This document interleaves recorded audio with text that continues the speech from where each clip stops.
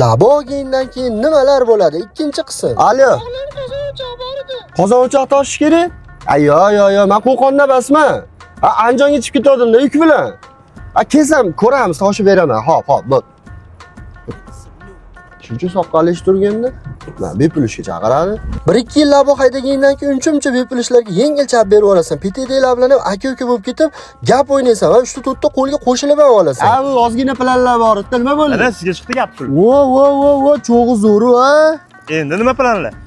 Shu 1-2 ta lavo olib turib arendaga bersammikin yo Isuzu qilsammikin, nima deb tushunmayman. Qo'lingda pul bo'lgandan keyin kalla ham yaxshi ishlashni boshlaydi. Lavochilarda bitta shiori bor. Mashinani vallomati bo'lsa ham umuman pul topmasa 1 tiyinga qimmat deyshadi. Oldinlari PTda pul topishga harakat qilsang, endi seni pul o'zi topadi.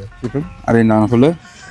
Arenda puli yaxshi. Mashina qala ko'rsatmayapti? Yo'q, mashina chotki. Agar mabodo yana mashina minadigan ballar bo'lsa, olib beraveramiz. Behajolat, aloqa chiqarasiz. Lavochilikni biznes darajasiga olib chiqasan, o'zing tugul boshqalarga ham klient olib berishni boshlaysan. 1-2 ta katta zavodlar bilan shartnoma qilsang, stabilniy daromading bor. Eng yomoni bilmasdan oilaviy temalarga aralashib qolsang, bo'ldi, jonimdan to'ydim, ajrashaman siz bilan.